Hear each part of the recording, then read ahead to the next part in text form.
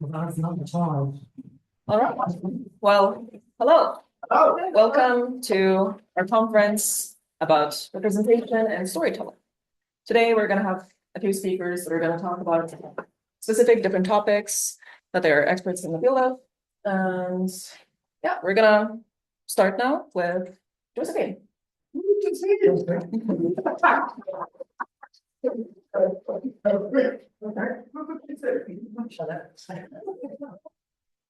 Oh, that's me. Thank you. Oh, does that work? The button works. Yes. Cool. Hi.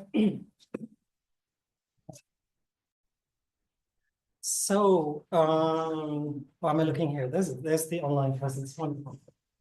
Hi, everybody. Thank you very much for inviting me. This is very exciting.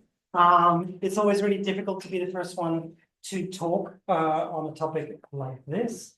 Not just as an introduction to a huge topic, which I'll be talking about queer topics in games, but also to be the first person at a conference, especially when we're talking about something as broad and interesting as representation in games.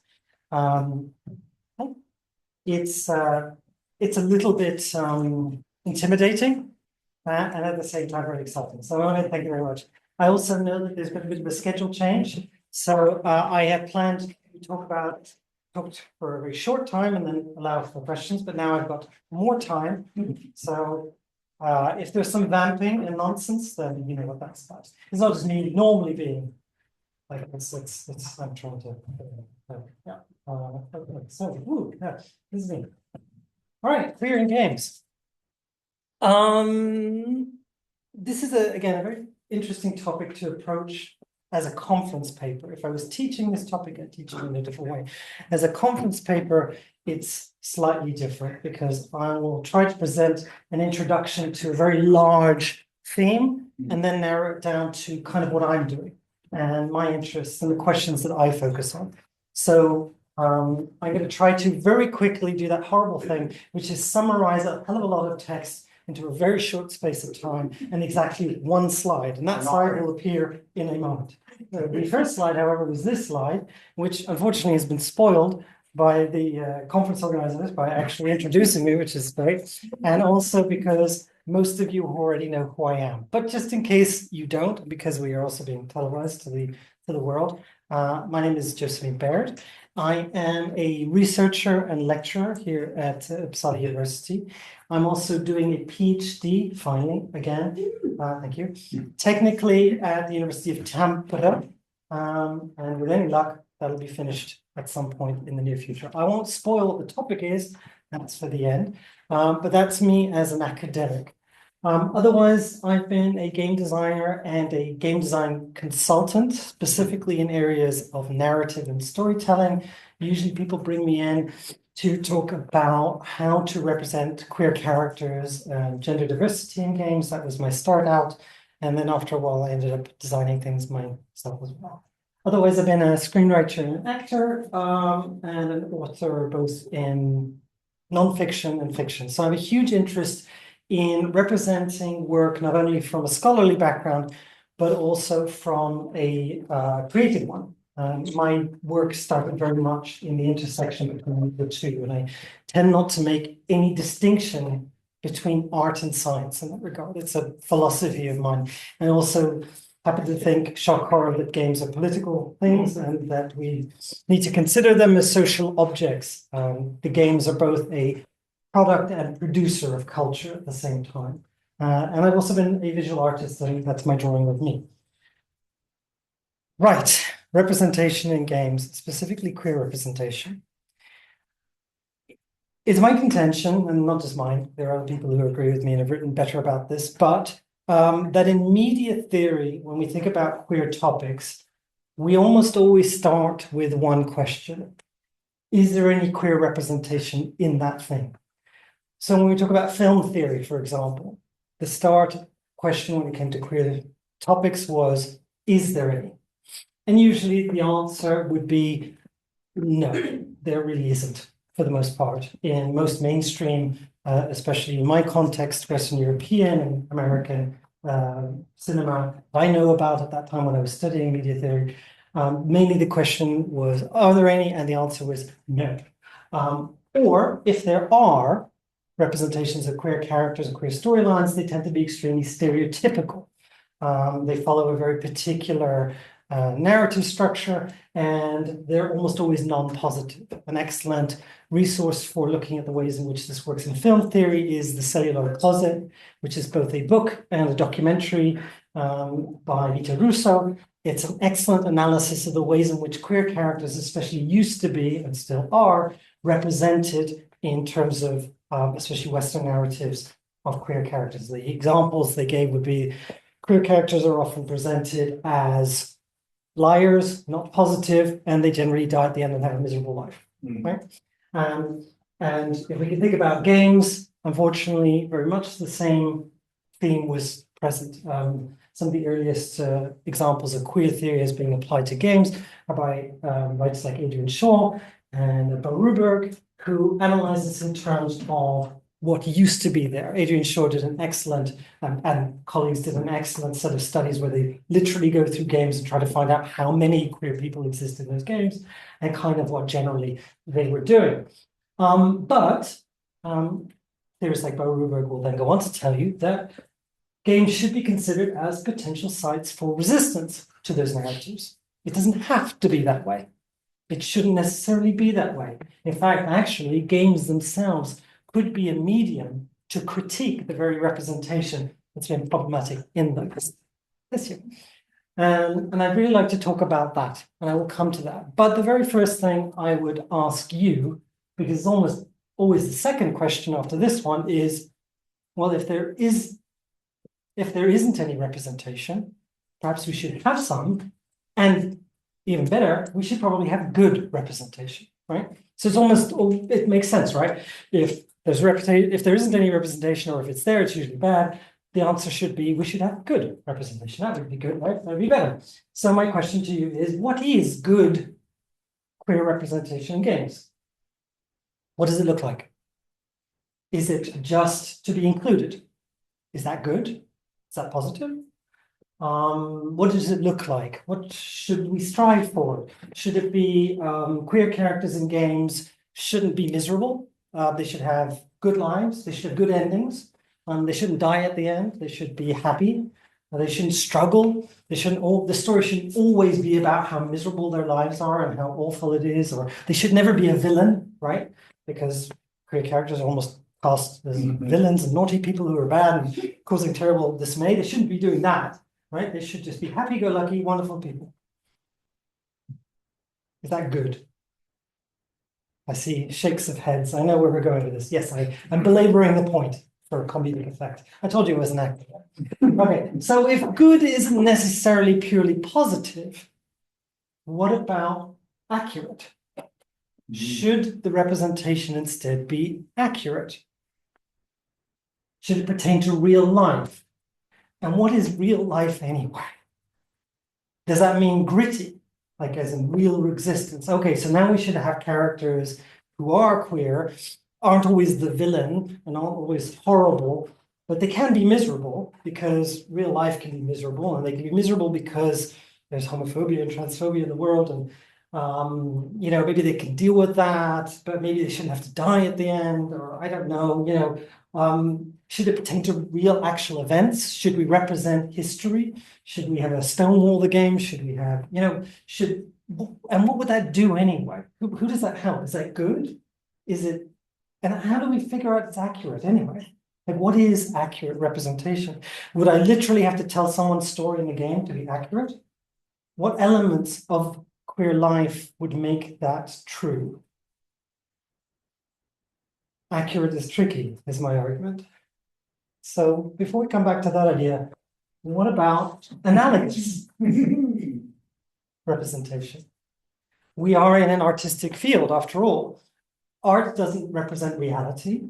Art uses concepts, metaphors, imagery, ideas that pertain to complex concepts and makes them into artistic forms that we can then understand and recognize in a shorthand to refer to things. Like, a character doesn't just represent themselves, they can represent a concept. They can represent a societal structure. They can try to tell you a story about reality through a beautiful lie. right?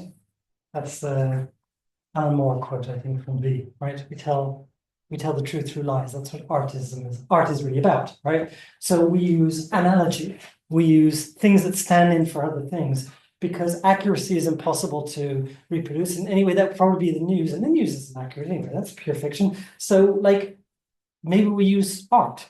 In this case, I've always made an argument that Lady Dimitrescu is one of the most fabulously queer characters in games, even though there's nothing in those games that says that she is. I argue that she is because she's a tall, fabulous femme woman who just walks around and struts around and is amazing. She also happens to be a vampire, which if you read Gothic literature analysis, you will know that queer characters are often cast as vampires, right? They're predatory, they're very, very gay, they're always fabulous, they're always evil, right? And there is a wonderful theory about queer readings of art, which looks at this idea of disidentification. Because if you're always excluded from something, you'll look for the signs of your inclusion and you'll include yourself anyway. Bo Ruberg talks about this as well. In this occasion, you might even identify with the villain. Because, well, I'm always cast as the villain anyway. Hey, the villain's having the best story. P.S. In this game, I've always asked people to tell me, what's the name of the main character? Random guy. He has a name, but you don't remember it because it's not important. She's important. She's interesting. We love her. Why? Because we disidentify with her. We see something in her that we see in ourselves, or even we crave to see in ourselves. Confident, queer, fabulous person who's living in the world in a way that is often codified. So that negative representation, because she's a villain, and she gets killed.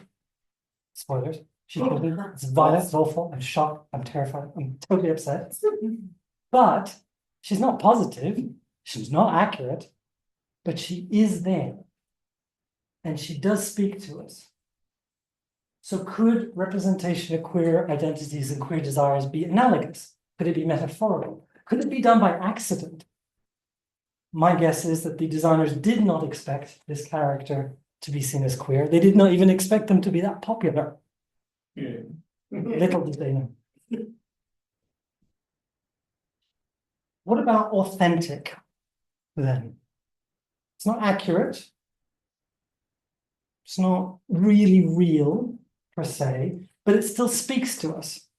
It still says something to us about our experience. We still recognize something in a character or in the story that feels real, even if it's completely fictional.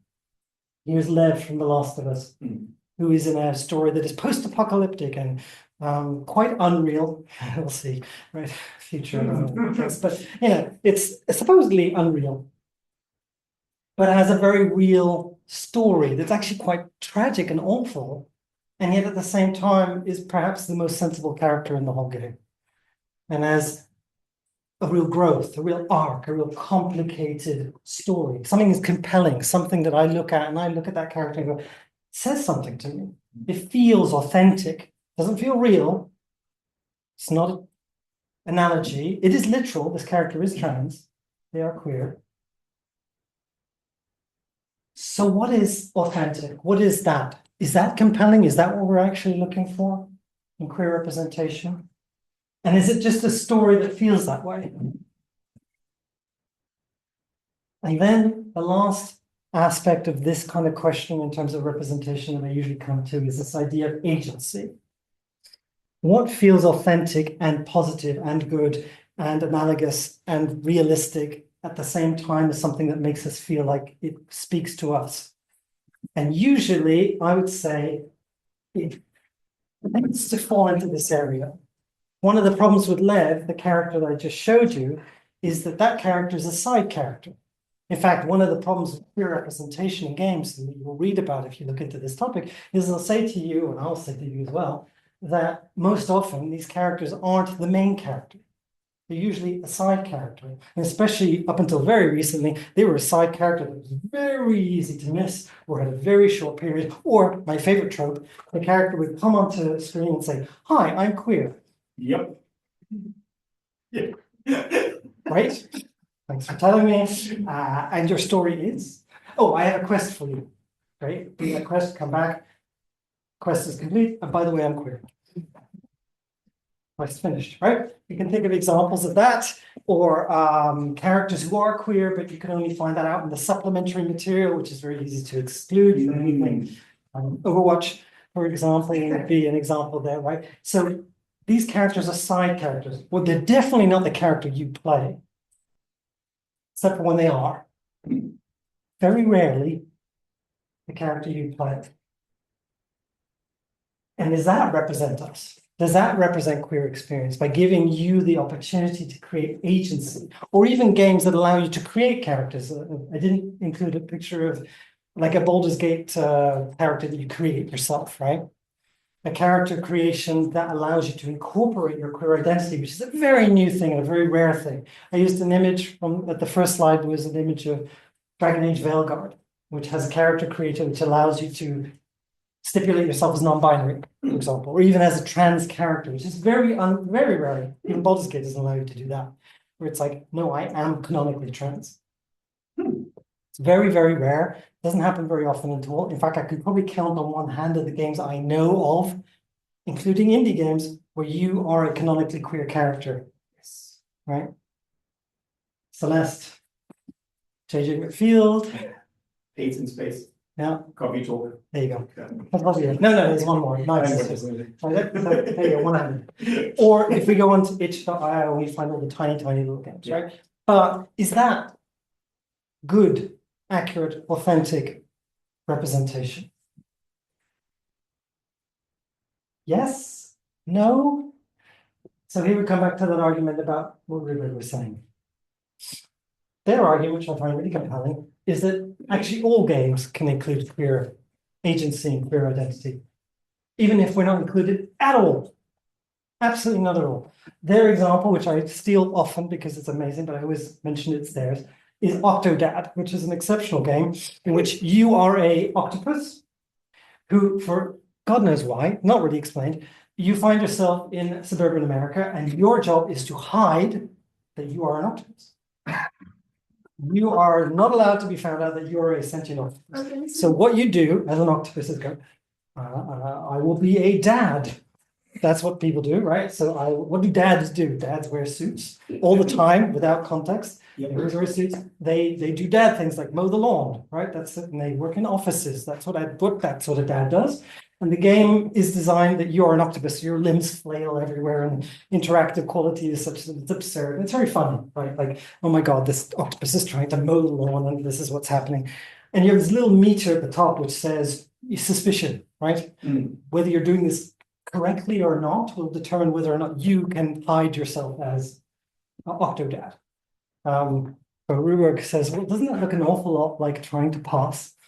Isn't that an awful lot like trying to represent your gender as normative in an environment where your gender isn't allowed to be as queer as it possibly can be, right?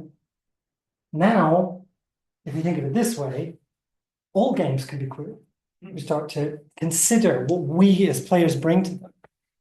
In fact, if we then go into modding, where you just change the game entirely, we can literally make the game about ourselves because, okay, why not, right? Like, I'll self-insert into anything. My favorite thing to do, right? So the structure of the game might even allow for that. And that's where I come in. This is my research, because my research is on the idea that perhaps games can be transformative to us by including ourselves as radically as we can in the structure of a game. Not just, oh, there's a game that represents me and it looks like me and I'm happier now. That is a real thing. And media that reflects us as who we are can feel very positive. But it's still just a reflection. Games, by their very nature as a medium, as an art, is interactive. So by including ourselves, by literally going into those roles and changing those roles and enacting ourselves, perhaps we can find something that is good, authentic, reflective, positive, even if it's a story that's tragic or comical or absurd or not even about us directly, right? We can include ourselves. We can, as players, develop ourselves through this. And this is the basis of my theory. My theory. It's based on a lot of established theory, and especially in LARP theory and live action role-playing games and RPGs, which is this idea that games can impact who you are. And I always ask students when I come into classrooms to name a game that changed you as a person. In fact, now let's stop there. Name a game that caused you to be in this room right now. And almost everyone in the room can probably immediately think of one. It doesn't even take that long. Think of a game that meant that you are here. Yeah. That game transformed you, changed your life. Now think of a game that made you feel like you, made you feel seen, or maybe even allowed you to be more like you. And this was the basis of my thesis. I thought, isn't it funny how all my trans friends played women or men or non-conforming, non-binary people in video games before they came out? There's an awful lot of that. I did exactly that. And it occurred to me that that could be something to look at. And so my research was basically like, well, why? Why on earth is that true? Why can we include ourselves in a medium like this in a way that we wouldn't necessarily be able to do in other ways? Well, that's because games provide these things. If you're playing a game and you happen to, let's say, oh, I know, be a gender that I'm not allowed to be. Well, I can do it in a game because it's only a game. Right? I have alibi. It's not me being Cloud in Final Fantasy VII dressing up as a woman because I'm not doing that. Cloud is. I have to do it. Cloud has to do it. Cloud has to infiltrate this environment. Now, Cloud has a gigantic sword, and Cloud has been killing everybody in his way up until this point. But this mission, and only this mission, he must infiltrate subtly, and only by dressing up like a fabulous lady and looking amazing and being fabulous. That is the conceit. It's my alibi. I'm going to do that and feel great about it, but I have an excuse, right? Or a role-playing game, or anything else for that matter. The alibi of the game allows me an excuse to be able to do something I wouldn't normally be able to do. It also is a container. It has boundaries. It has a beginning and a middle and an end, usually. You can go into it, do your thing safely because of the alibi. And then when you come out, you can continue to exist in a world that may not be as safe, right? It's a container that's safer. It's not entirely safe because games, like any social endeavor, have consequences no matter what you do, even if you're by yourself, right? There will be some effect. That's the whole point. But it's safer than going out into the world and doing the thing that you're not really allowed to do. The reason why it's useful is because of this idea of bleed.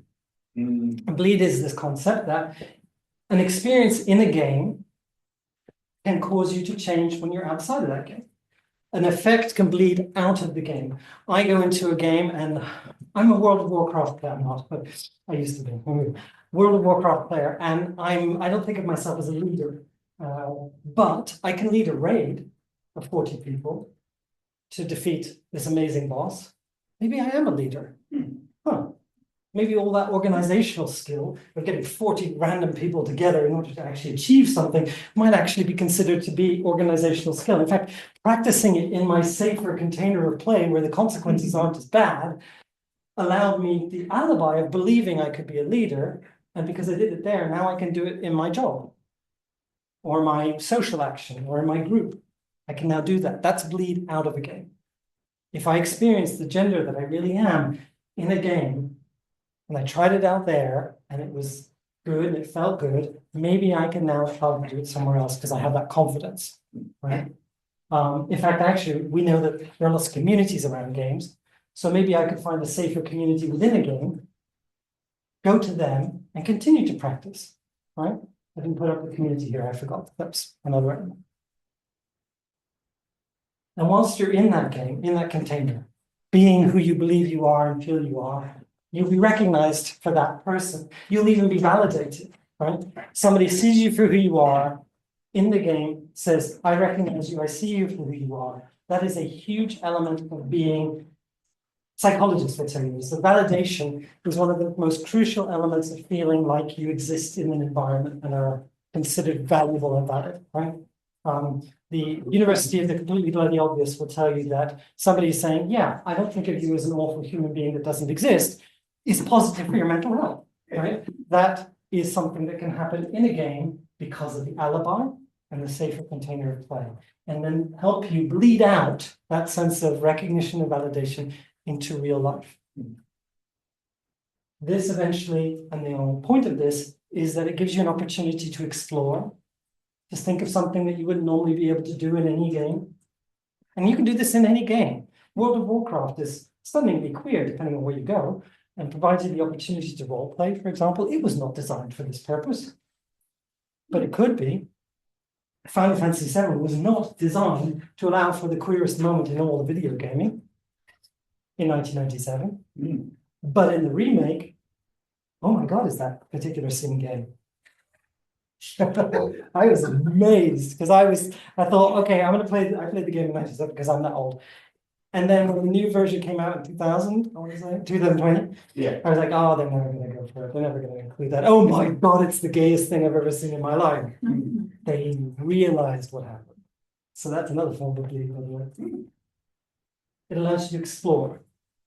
It allows you to express yourself, the opportunity to be yourself. Now think about all these characters you create in RPGs. Do they look surprisingly similar to you? Are they you, but a bit taller, a bit more fabulous, better hair, whatever? Never, right? The ugliest possible, most monstrous entity you could imagine. Which expresses something about yourself, obviously. Yeah. It allows you to express. And eventually, it actually allows you to embody. Now, even in a digital game, there's plenty of research that talks about how we project ourselves into the bodies of the characters that we play as, right? You know, if you're playing a game or a driving game and you find yourself turning like this, right? Like, yeah, or the avatar that's on the screen, you can feel that you're yourself. Immersive theory, theory about immersion will tell you that you are experiencing something of yourself in that game. And if you're playing a non-digital game, like a role-playing game, that's especially true, or even a LARP, even more so, right? So you can explore, you can express, you can embody in many games that don't include you on purpose, but you can include yourself. This is the basis of the thesis that I'm doing. This is the basis of the research. Why I think, like Baruch argues, the games have always been queer, can always be queer, will always be queer. But we will include ourselves no matter what. So it doesn't matter whether you include us or not, it doesn't matter. On the other hand, I like it when games are super queer. It always makes me happy. Makes me really pleased to see a character that looks like me, feels like me, represents me. That feels like it was designed by someone like me. Whenever I'm asked how to change games as an industry, in terms of having better queer representation, my simple answer is hire people who are queer in positions of some influence. That's the brackets, right? I like that, but we will always include ourselves.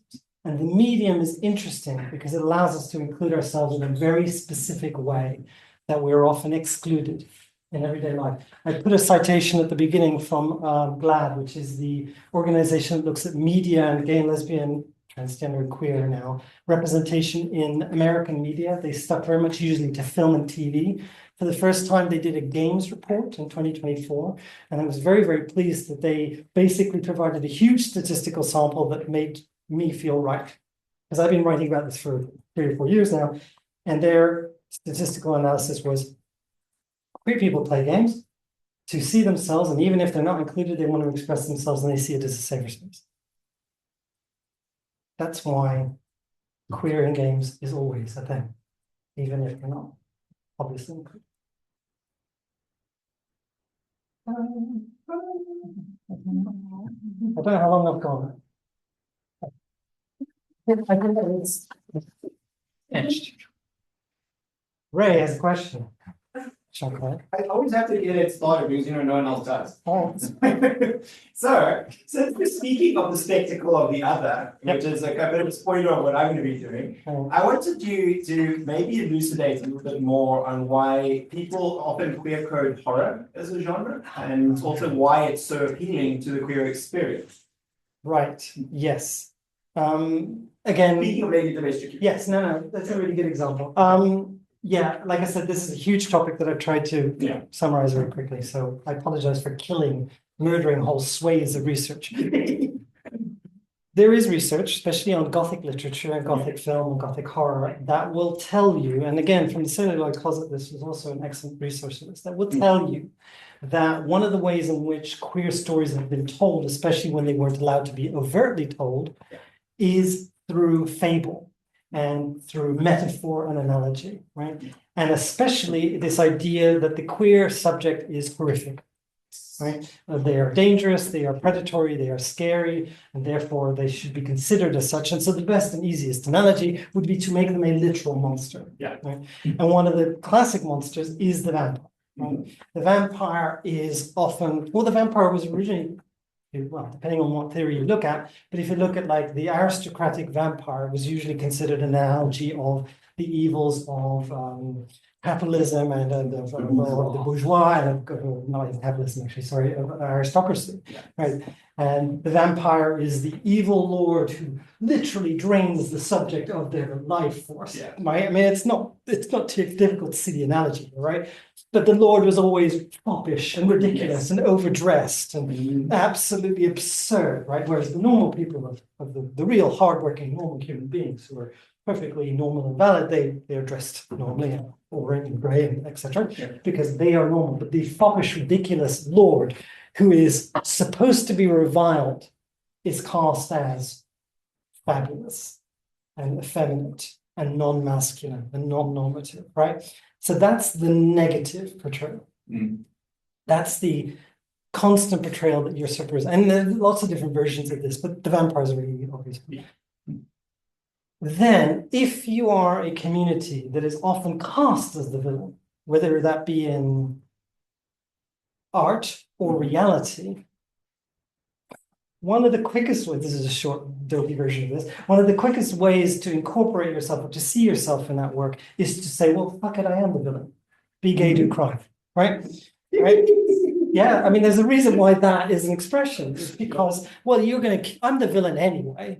Let's be great, right? Like my existence is a crime. My existence is against the rules. And if you live in certain states of America right now, you most certainly are. Yeah. And obviously other countries in the world even more so. But if you yourself are the villain, you yourself are the crime, why on earth wouldn't you lean into that? Embrace it. And like become like, okay, these vampires are dressed amazingly, are usually swanning about the place being fabulous and doing whatever the hell they want. Sure, maybe they get vilified, but that's happening anyway. Why not just live the life, right? Why not do that? Why not embody that? In fact, actually, like even reproducing that cultural like image can be an example of like communicating to each other that we're here. Yeah. To even say like, I know you think that is the only example of who I am and it's there and you never see us in real life. Fuck it, here I am. Right? So if you think about drag, if you think about performative gender, you can go into those areas. That's sort of a rough answer to the question, I think. Yeah. I see Patrick's hand up. I don't know, you were doing this, so I don't know. Or maybe you were being fabulous. Totally. If you're queer, those stand questions. This sort of queer representation of Disney balloons and stuff, right? Sure. That's not only not necessarily the artist's choice or not necessarily even the manager's choice, but sort of a conservative media or a political system enforcing or forcing that on that media, right? So it's not even like games have always been queer. Culture has typically just automatically had more queer representation and it was forced out. Sure. Right. So we see these kind of things in many places, right? Like coding and IT has been a feminine craft. And then that was changed by force. Right. So we look at these sort of normalized spaces of non-representation and assume that that's sort of how it is. Yes, people are like that, but that's not an accident. So there's this chapter, this piece in Returning to Reims from Didier Eribon, which is French queer sociologist, and he talks about this invisibility of queerness that he never saw how many other men there were in this community until at some point there was like a police raid and people left and said, wow, didn't hear that mean right? And that's another sort of interesting function, right? Like I'm not sure if this is one reflection, like whenever I talk to people, even on the political left, about queer rage baiting or whatever their impressions typically are on this, that make me feel like, okay, I'm also not at home here. there's this idea of this is what queer people are. That's always this very extreme. It's like, but always thinks, what do you base this on? Have you met anybody? Like like this, there's this picture all the time of some crazy person. This doesn't correspond with any queer person I know ever. And it's in the head of people who are in the local socialist party. It's like, it's so pervasive, it's shocking. And it's like, so this is like, we need more of this. Oh god, yeah. I mean, that's the thing, it's like, my friend Dr. J. Harrison talks about this idea of like, if we're not visible, we won't be able to speak ourselves. So like, we won't be able to talk about this, we have to be visible. The visibility is dangerous. And is policed tremendously, right? The fact that in the United States right now, the first part of the movement against, or the most recent backlash against queer and any marginalized community of recent times is about banning books, right? It's one of the first things that happened in the recent backlash, especially in terms of Black history and LGBT history. Suddenly, in certain states in America, you can no longer read about certain communities in certain libraries, especially in schools, right? It's about like limiting the representation so that we are literally erased. So one of the reasons I think disidentification, what Bo Rubick talks about, is this idea of finding ourselves in everything, is very useful. But I would still say we definitely need those queer characters. We need those canonically obvious queer characters in our media to see that we exist, because I was the same. When I grew up, I didn't know there was anybody like me until I happened to see something on TV and it wasn't the best representation. And then I started to see actual representation in places that I was very lucky to find it in books, in art, in other mediums. And then finally I realized not only do these people exist, they exist in the real world and not just in the pictures and on the games, right? Like there is an influence on that and it needs to happen, and especially right now, because the images of what queer people are like is desperately scary. And I'm scared standing up here right now telling you I'm queer too. Right. I wrote an article with Sabina Hara, who is going to give a talk right at the end here, about what it's like to be a teacher standing in front of you talking about queer stuff and being queer. And why that is so utterly terrifying every single time. And one of the reasons is because it's becoming, again, it has always been, and it still is, scarier and scarier to be that person, and it's dangerous. But there is an act of resistance in just doing it at all. And then there's an act in resistance in doing it and being funny. And personable and chatty and not depressed all the time in the sense of like, everything sucks, because it does. And I shall be relatable to you, and I shall demonstrate a person who's normative in some ways. 1, 2, and 3. Who would like to? There's a question in the chat, by the way. Oh, hello, chat. So who wants to? I just want to mention that, as you said, like being a queer lecturer, talking about queer things, it's also very helpful for people who are maybe in the closet themselves, because it's like, oh, I'm scared, I'm alone. And then there's this sense of like community, like, okay, there's somebody I can talk to. But the thing that's so terrifying as a teacher, well, there's two sides of it. One, I'm now a person with a job who's a teacher. That's very exciting. But it means I have a modicum of power. The problem is the perspective, what Patrick suggested right now, is that people will say to me, well, you're queer and you're a teacher and you're out, you're making the children. It's like, I have no power to do that. If I had that kind of power, believe me, there are other things I'd be doing. But right. I'm very aware that there are people in the room who don't have the opportunity to be who they are, and maybe even just seeing someone visible, like what Patrick said, literally seeing someone who is being a human being rather than a straw man pariah figure might have some impact. So fuck it, we'll do it. Those people who can, will do it. And that's not always going to be true. You had a question, and there was something in the chat. Yes, there is a question on this about on the dedicated channel. Do you have any examples of games that you would consider good representation? Okay, since I did that academic thing of deconstructing the notion of what is good, I'm like, well, we can't possibly define what is good. Yes, I've defined what is good. Good queer representation. Baldur's Gate 3 Yeah. has exceptional queer representation in how subtle it is and how you don't really realize it's there unless you're really queer, you really see it. But there are examples of queerness that is just baked into that game throughout in ways that are just, they just happen to be there. And they're not referenced. And that's another sort of form of like good representation. When a queer person can live in a world, do their thing, and nothing happened to them because they're queer. Now, they can be a goddess that has been imprisoned in hell by some sort of awful beast person and isn't freed, and then causes horrific havoc by slashing everybody up, and then goes and sits with her girlfriend and goes, oh, hey, how was your day? That could be good representation, and that happens in Baldur's Gate.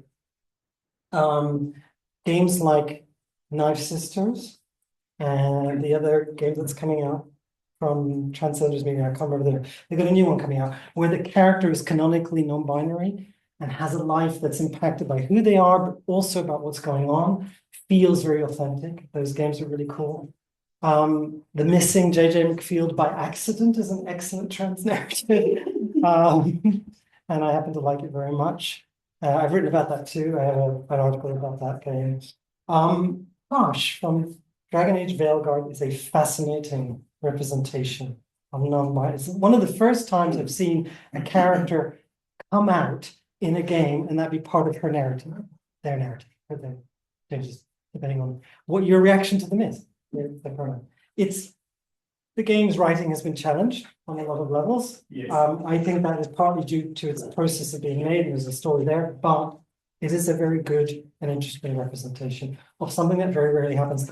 And in the Outer Worlds, there is a character who is asexual, who you meet, becomes a companion, starts to have a romantic relationship with someone else, and has to then navigate being asexual in a capitalist nightmare pseudo future.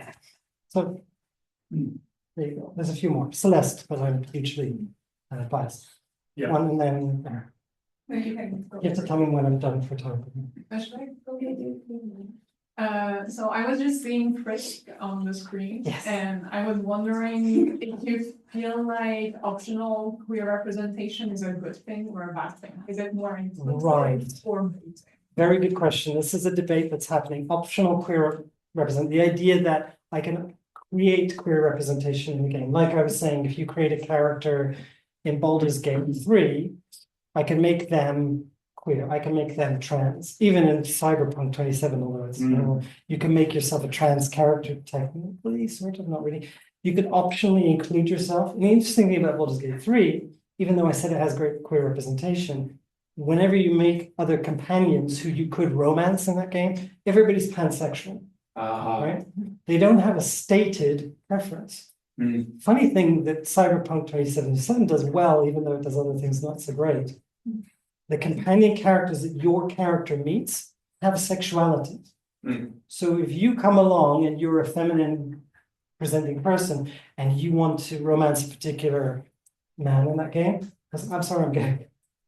I'm sorry. That's, I think, quite radical in terms of romance systems in games, and romance systems have all sorts of issues. So actually having canonical included representation, I think, is critical. And having the opportunity to include yourself and create yourself, especially in role-playing games, is a huge big deal for people. I mean, even if you look at like tabletop RPGs where this has been researched more, they'll tell you like, yeah, this is really important for people to be able to represent themselves, to build themselves up, and to recreate themselves. This idea of thin characters or doppelganger characters, this is a theory of tabletop and LARP theory will tell you that these are really important for people to be able to rehearse difference and be who they are and to be validated for themselves. But I would argue that having a canonical character happens to be, yes, your character, who you are playing is gay, or your character is definitely trans. I think it's really critical and actually is a very rare representation. If I can say that now. Can't remember that.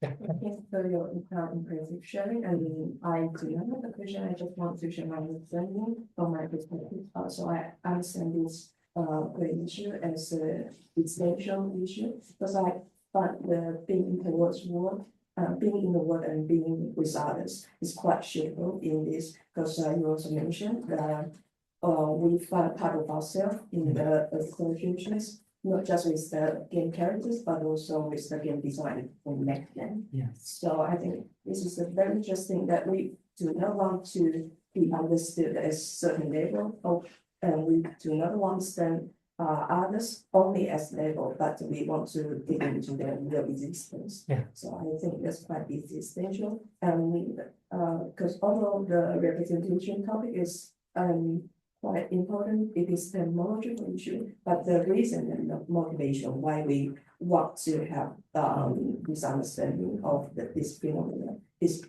totally our concerns of actual human beings. And I think this is the value and the importance of game design as we want to deliver certain value.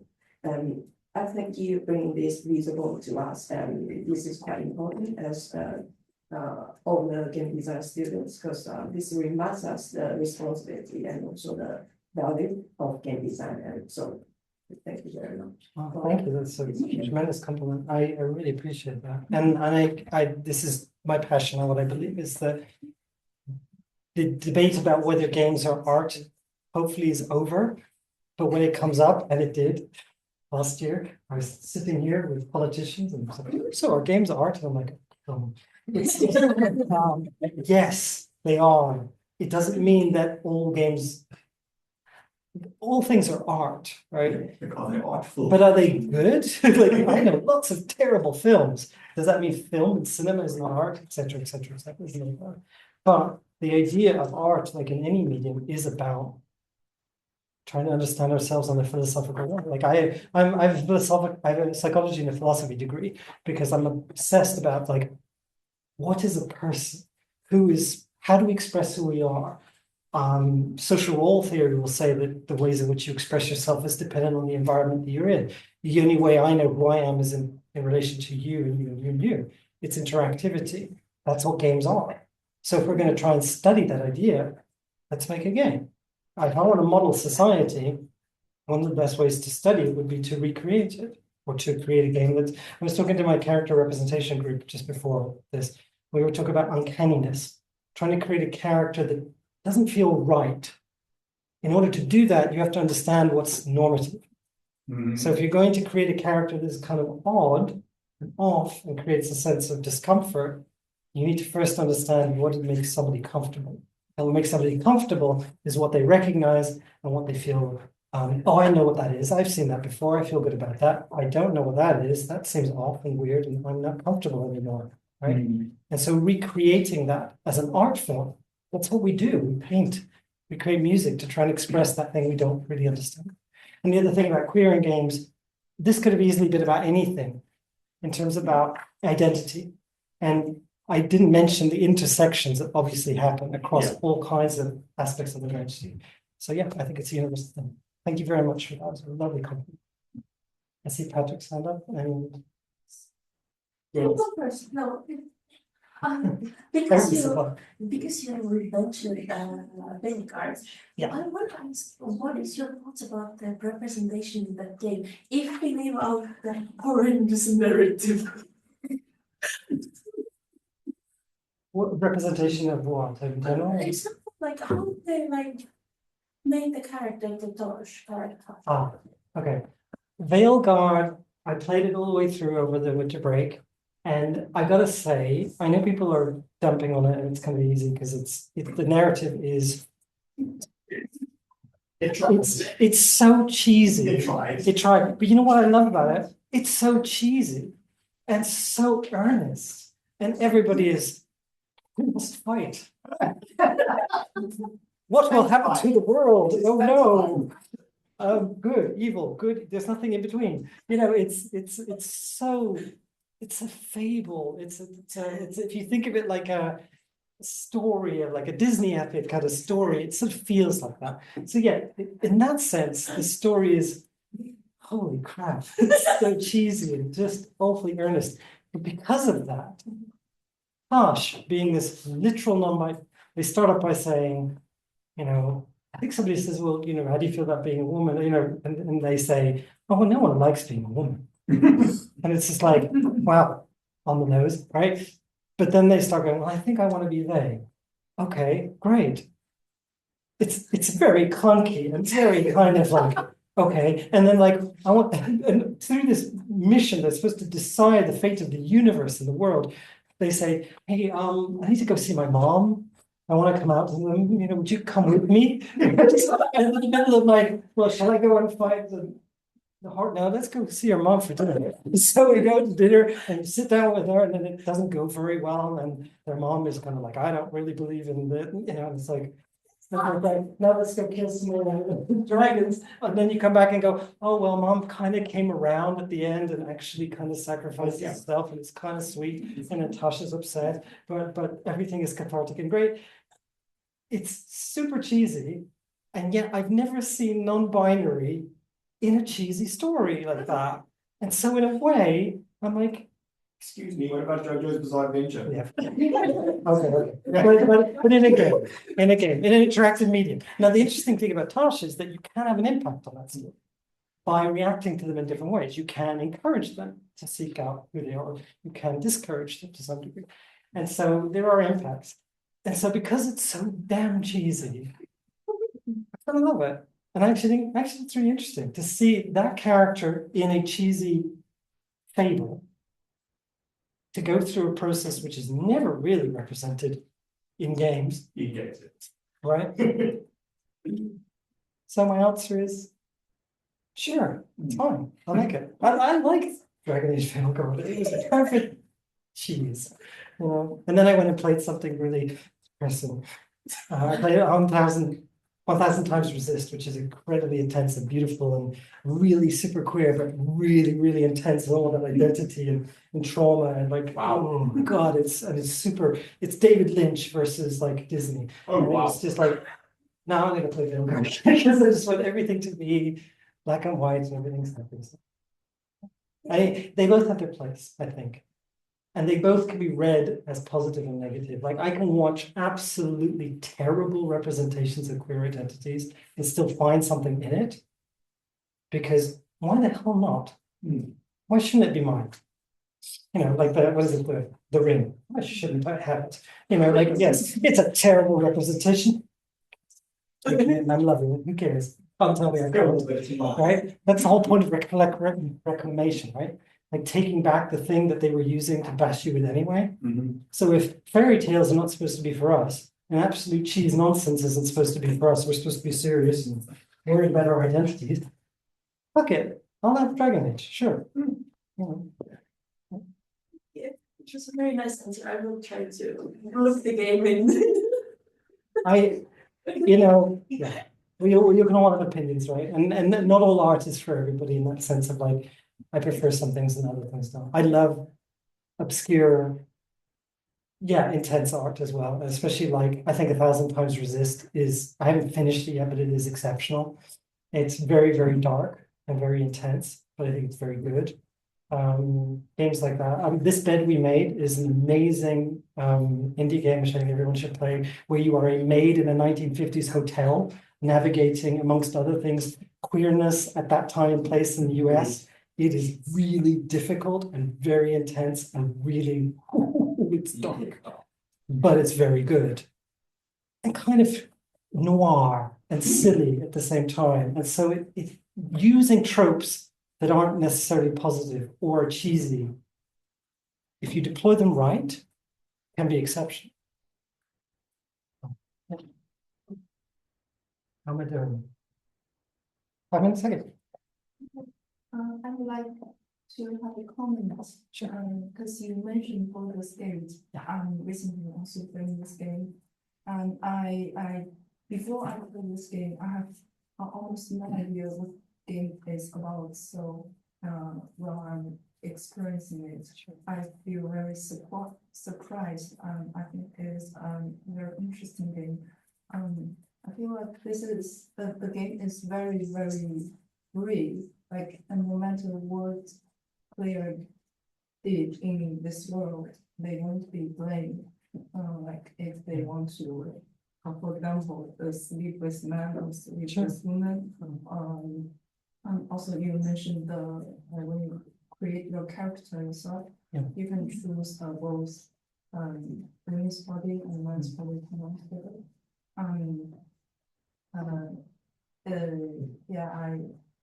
I think this is quite interesting because it represents the still like the world is not black and white. It is very chaos. The kind and evil are mixed together, and every your allies have their own issues. No, I get you. It's very interesting to experience this kind of design. I agree, and I think one of the things so interesting about that game, when I have another year in my life to write this book, I'll read it. That game is fascinating because you get to self-include. There are canonically queer characters in that world, including trans characters. There's one, you can find her, it's hard to find, but she's there. She's played by a trans actor as well.